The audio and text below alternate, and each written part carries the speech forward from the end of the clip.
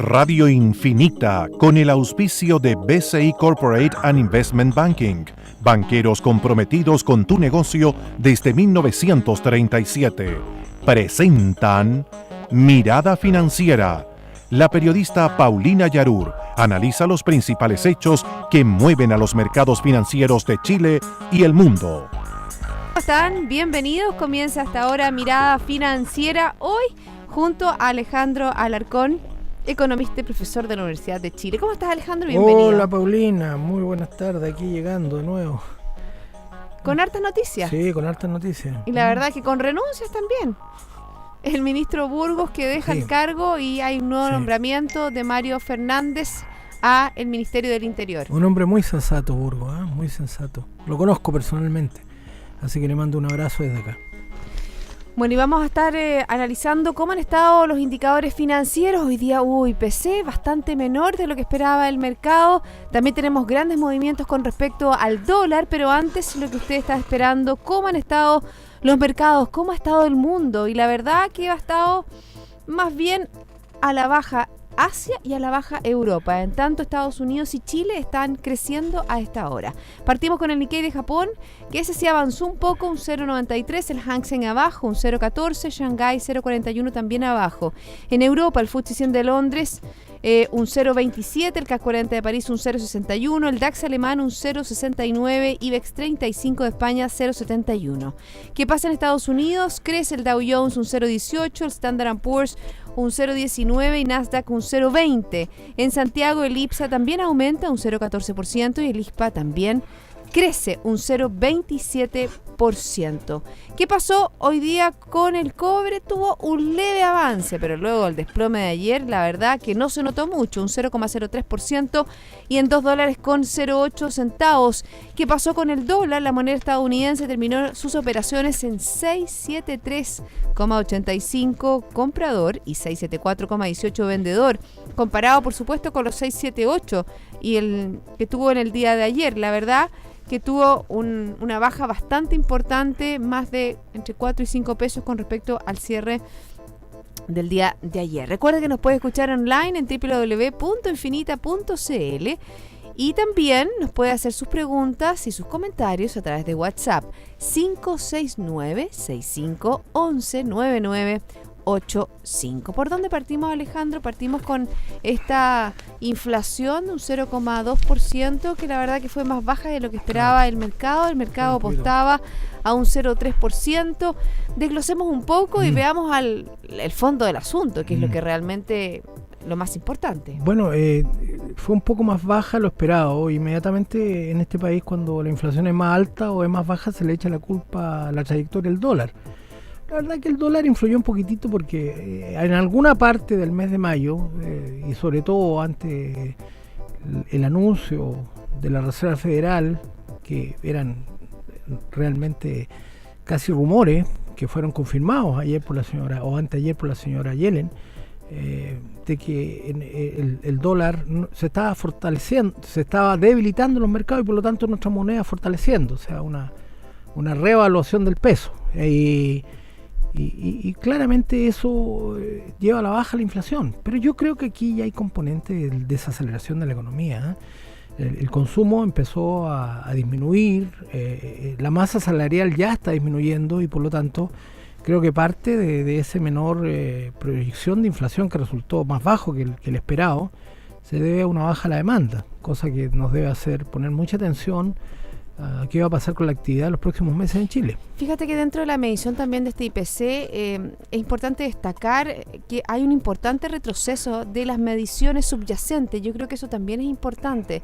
¿Qué significan estas mediciones subyacentes y qué hay implícito en ellas? La inflación subyacente es la inflación de los sectores, o sea, es la inflación de alimentos, la inflación de vestuario, la inflación de transporte, la inflación de servicios. En cambio, la inflación no subyacente son elementos más transitorios, más volátiles. Por ejemplo, el costo de la energía, el costo de los alimentos perecibles, y eso tuvo una importante alza, fíjate. Por ejemplo, la mayor incidencia registrada en este mes corresponde a la división alimentos, que muestra un incremento por sobre lo esperado. Fíjate que esta división destaca el precio del tomate un 40% y que tuvo una incidencia por sí solo en un 0,15%. Yo creo que es interesante explicarle a nuestros auditores cómo cada tipo de producto, cada tipo de servicio tiene una medición y una ponderación dentro de lo que es la canasta del IPC. Claro, por eso que dije lo de la demanda, porque la inflación subyacente se asocia más bien con la demanda y no con factores transitorios, como son el costo de la energía y el costo de los alimentos perecibles. Los alimentos perecibles normalmente tienen que ver con que si hay una sequía, si hay una helada, son cuestiones transitorias, ¿ah? Y el costo de la energía, bueno, está todavía ahí, básicamente el petróleo que ha estado subiendo, ¿ah? Pero en definitiva lo que yo estoy detectando es que la baja actividad ya está traduciéndose en una trayectoria de la inflación más baja de lo esperado. Por lo tanto, menos problemas para el Banco Central respecto a la política monetaria que va a seguir los próximos meses. Bueno, eso es interesante. Sabemos que esta semana, ¿no es cierto?, el lunes se entregó el IPOM y durante estos días también el presidente del Banco Central, Rodrigo Vergara, ha estado entregando su informe, su visión a ICARE, también la entregó a los congresistas y la verdad que dentro de los portales de noticias que tienen que ver con la economía, ese ha sido uno de los temas más relevantes y sobre todo por la trayectoria del IPC.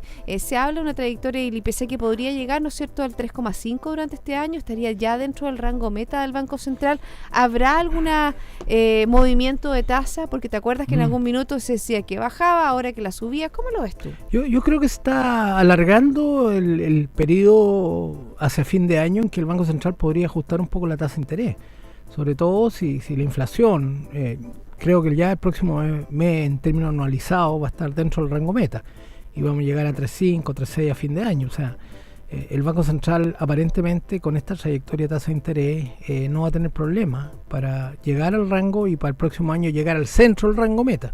Por lo tanto, yo veo que esa es la parte buena de la baja actividad, pero la parte mala es que empieza a afectar al empleo. Bueno, exactamente. Eso es lo que también dentro de los análisis que ha hecho el presidente del Banco Central ayer hablaba sobre la trayectoria que puede tener el desempleo a nivel global. Él habla por algún punto más de lo que estamos, o sea, si estamos en 6,4 estaría hablando de 7,4, sí. Todavía alejado de este 9,3, 9,4 que no, entregó. Lo que pasa es que son mediciones distintas. Yo sé. Yo creo que él se refería, con ese punto más, se refería al del INE. No se refería. Sí, no al del INE. No. Estamos todavía alejados del que entrega, ¿no es cierto?, el Centro de Microdatos de la Universidad de Chile, claro, sobre el desempleo en el Gran Santiago. Son mediciones distintas y podríamos aclararla. Esa medición de la Universidad de Chile es anualizada. En cambio, la del INE es promedio móvil y los promedios móviles tienden a suavizar el aumento del desempleo. El último fue el que entregaron que terminaba en el mes de marzo. Ahora van a entregar la que termina en el mes de abril. Y yo creo que los promedios móviles van a empezar a recoger también ese menor empleo que hay en la economía. Y fíjate que también dentro del análisis que se hace también del desempleo, nuevamente la cuenta propia, el empleo por cuenta propia sigue aumentando y eso es lo que ha moderado también, ¿no es cierto?, el cálculo final y no un aumento tan ostensible del desempleo. Claro, porque es muy peligroso ese cálculo porque el promedio del salario del cuenta propia es mucho más bajo que el promedio del asalariado y por lo tanto lo que uno puede predecir es que la masa salarial está cayendo. Vi un diario en la mañana, creo que era El Pulso, donde mostraba claramente el gráfico donde se ve una caída de la masa salarial tremenda. Entonces lo que podemos esperar es que el consumo baje en la segunda parte del año y ponga menos presión sobre las tasas de interés, porque va a haber menos consumo, va a haber menos demanda, menor actividad.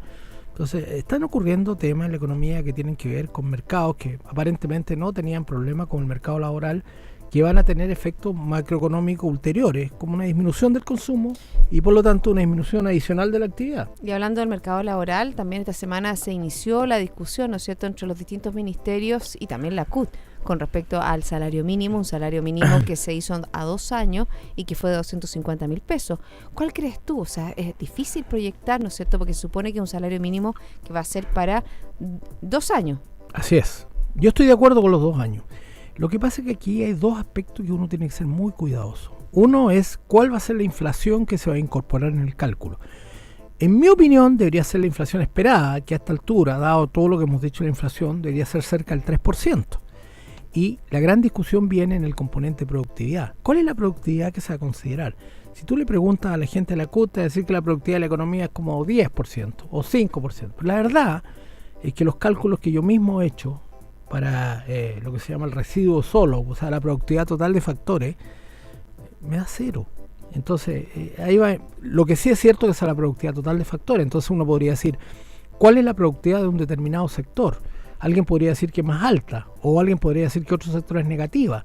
Entonces, si tú consideras que es negativa y llegas a 0, quiere decir que otros sectores sí tienen productividad positiva. Y fíjate que con respecto a la productividad, Alejandro, hace algunas semanas se leían algunas informaciones que tenían que ver con un aumento de la productividad en nuestro país, pero ahí estaba un poco la noticia coja, porque del otro lado este aumento de la productividad era porque había menor cantidad de personas trabajadores, y porque hay más desempleo. Exactamente. Bueno, o sea, eso es es lo una mismo. visión totalmente Me van a visión perdonar, tuerta, no me coja. van a perdonar las damas, pero eso es lo mismo cuando algunas damas se echan maquillaje y se ven mejor. Nos vemos mejor, pues, Alejandro. No, pero algunas se ven igual de lindas al natural. ¿Ah? Por lo tanto, yo creo que el maquillaje es malo siempre en la vida. Y decir que aumentó la productividad, siendo que está cayendo el número de empleados, es peligroso. Porque menos trabajadores hacen lo mismo, pero hay más desempleo. Por lo tanto, es una productividad media maquillada. ¿Ah? La productividad, por tanto, se tiene que medir en trayectorias largas. Y eso es lo que se hace en una función de producción, porque así se calcula, una función de producción Cobb-Douglas, ¿no es cierto?, a la cual se obtiene el residuo solo y con eso obtiene la productividad total de factores.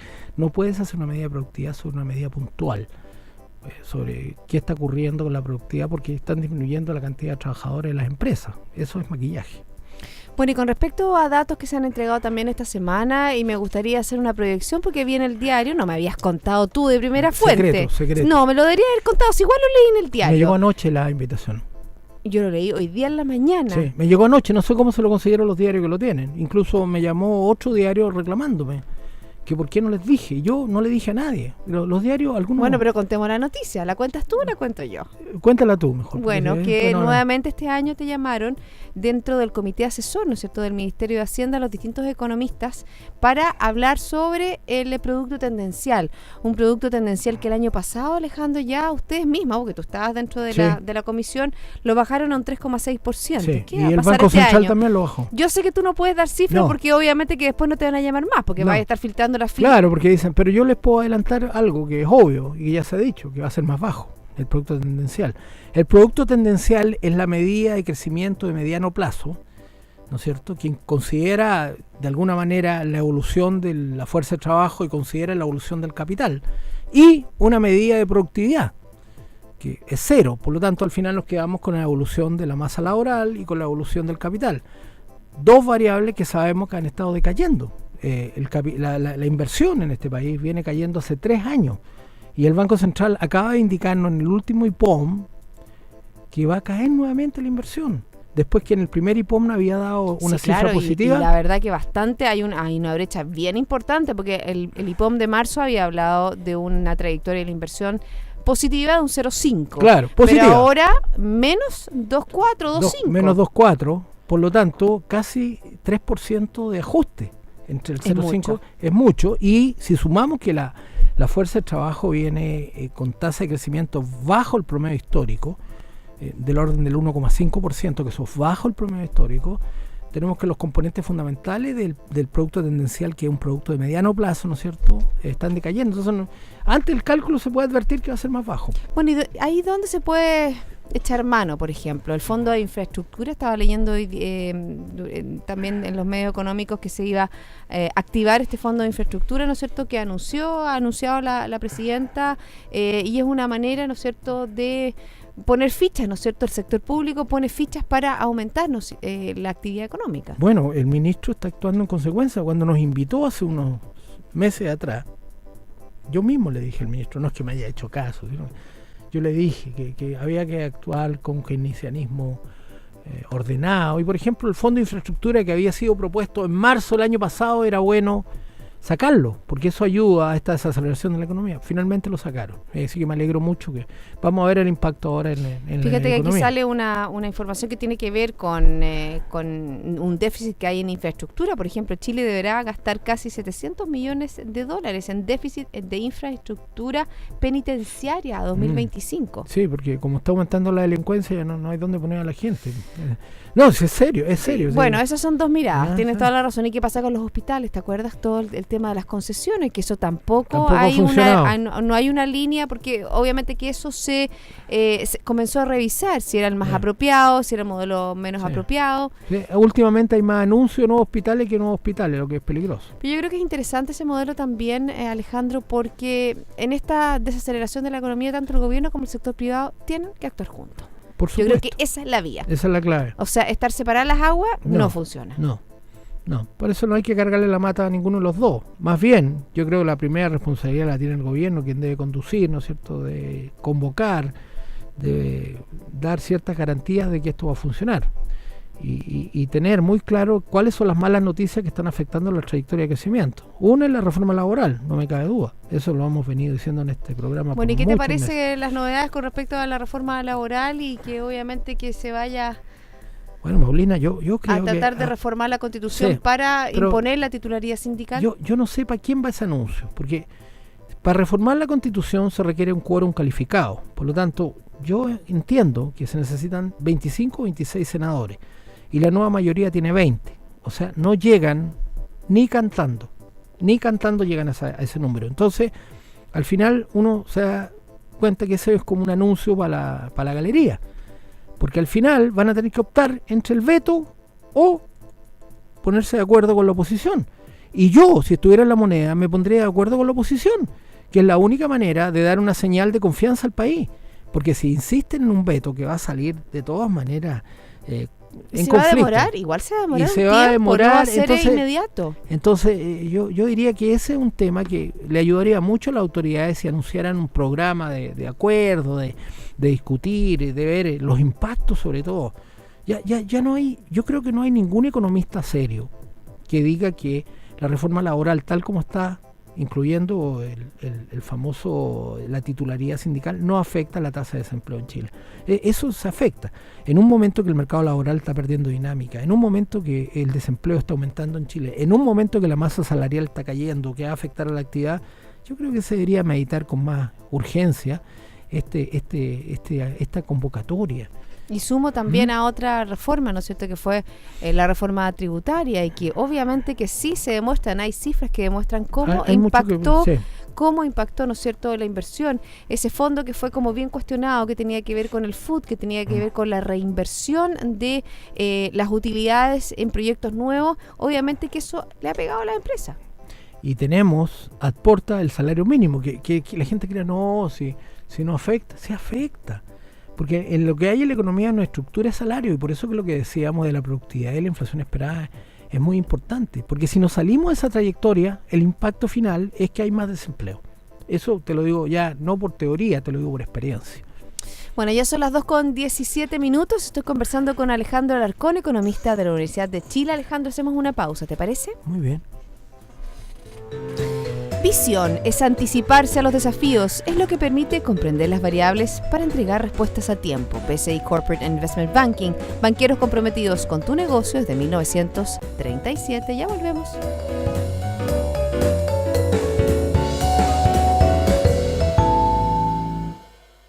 Las águilas tienen 1 millón de células sensibles a la luz por cada milímetro cuadrado de retina. Esto es 5 veces más que los humanos. Eso es visión. En BCI Corporate and Investment Banking somos diferentes y eso está en nuestra naturaleza. Por eso llevamos casi 80 años junto a nuestros clientes demostrando nuestra visión. BCI Corporate and Investment Banking. Banqueros comprometidos con tu negocio desde 1937. Banco BCI es agente comercializador de cuotas de fondos administrados por BCI Asset Management. Infórmese sobre la garantía estatal de los depósitos en su banco o en www.sbif.cl. Antes de contratar, informes en www.bci.cl.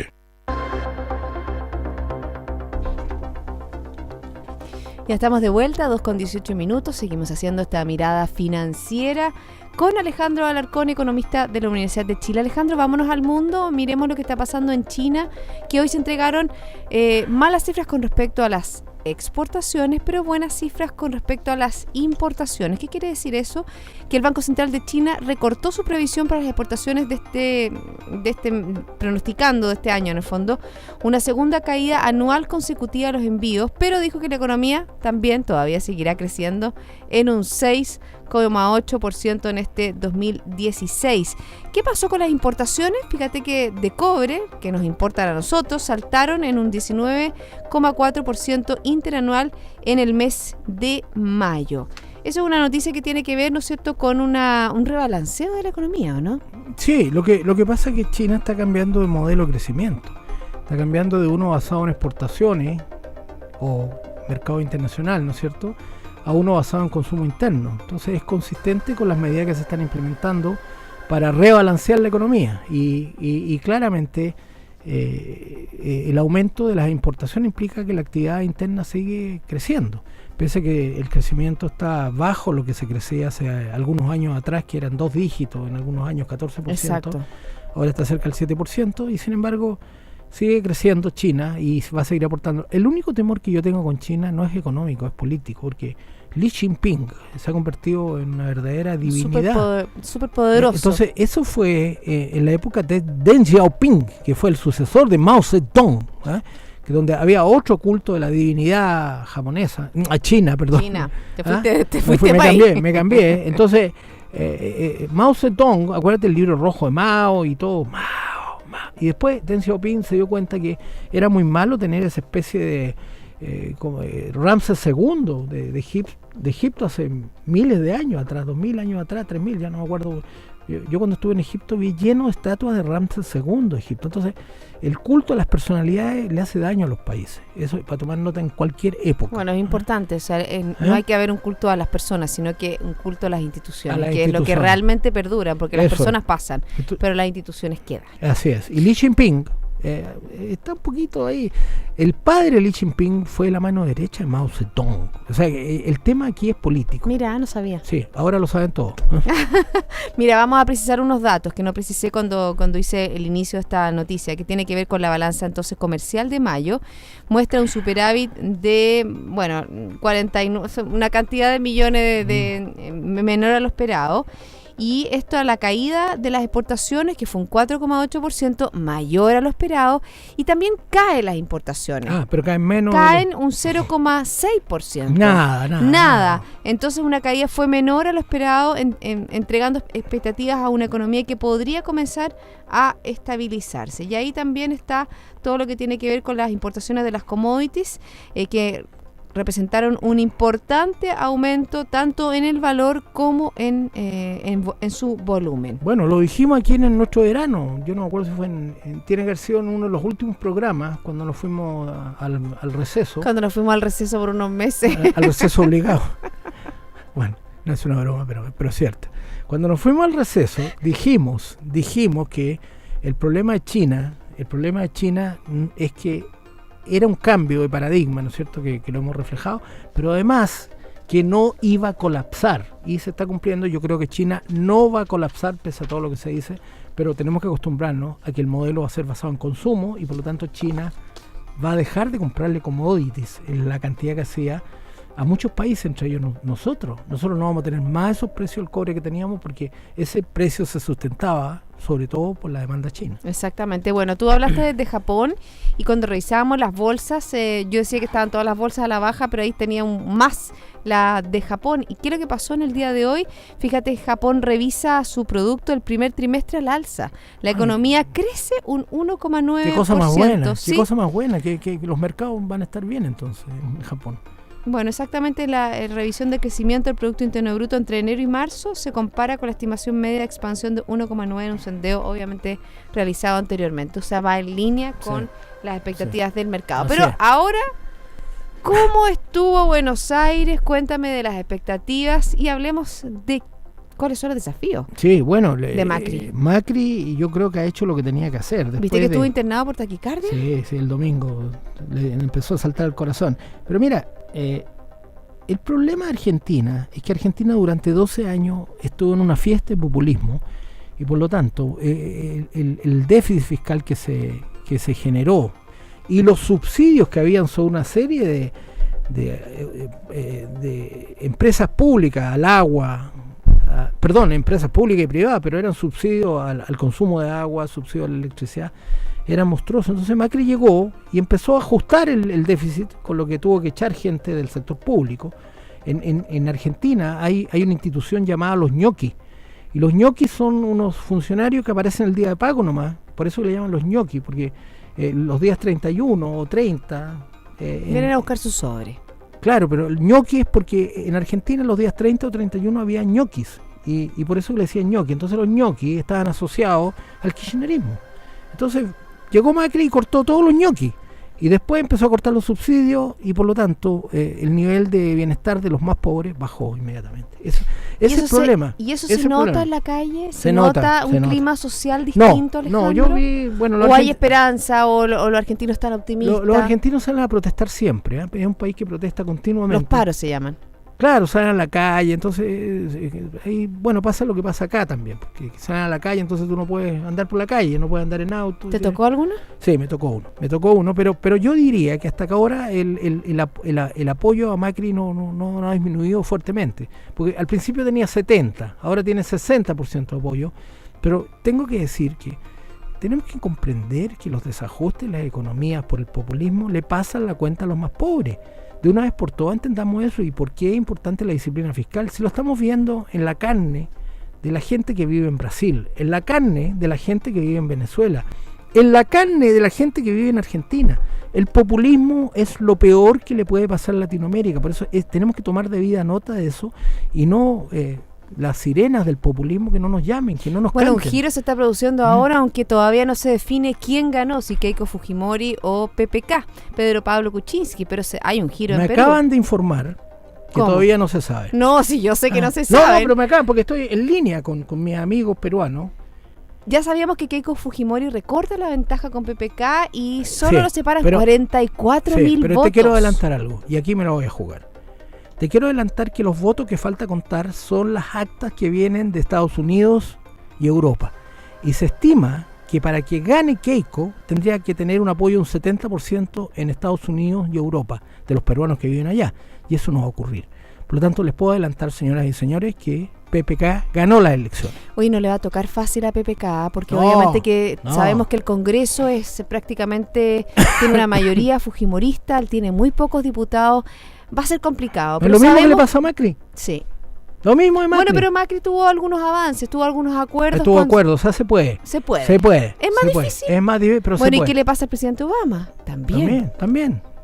Claro que ahí, bueno, pero vamos. Bueno, ayer Hillary Clinton ganó el supermartes. Yo creo que va a ser la candidata de los demócratas. Pero de todas maneras, ya es. Y se va a enfrentar a Trump, qué increíble esa elección. Nadie lo pensaba. Se decía que Trump iba a avanzar, pero que no iba a llegar. Ahora, si gana Trump, Estados Unidos, como decía mi abuelita, que Dios nos pille confesado, porque realmente Trump es una andanada de populismo. De partida no cree en el comercio internacional, es populista también. O sea, yo creo que lo peor que le puede pasar a Estados Unidos es que elijan a Donald Trump. Yo creo que no va a ganar. Dentro de las críticas que se hace un poco a la línea o al tema político de Donald Trump, es que no hay un programa político analizado, que objetivo. Incluso dentro de los propios, por ejemplo, discursos, él dice una cosa y después dice otra. Así es. Es complicado. Es un hombre, es complicado, pero es un hombre inteligente. Vamos a ver qué pasa en Estados Unidos. Y en Brasil, la verdad, que Michel Temer le llueve sobre mojado. Sí, ahora el fiscal sacó de su cargo al presidente del Senado.